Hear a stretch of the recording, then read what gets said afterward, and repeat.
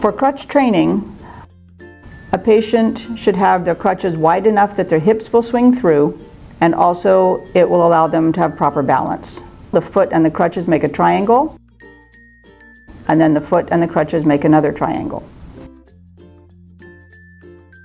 When we go up the stairs, the good foot goes first so that it can carry the weight up the stairs. When you're balanced well on the stair with your good foot, then you bring the crutches and the bad foot up to that stair with you. When we're going down the stairs, the bad foot goes first with the crutches. So the bad foot and the crutches go together. As you're crutch training with the doctor allowing partial weight bearing, you're going to use that limb that has been injured at the same time as the crutches. And you're going to walk just as if you're walking normally, but when that foot hits the ground, the crutches are going to assist it. When the patient progresses to one crutch, we want the crutch on the opposite side of the injury, and that is so that when the patient walks normally, they can assist the injured limb as it hits the ground with the crutch also being on the ground.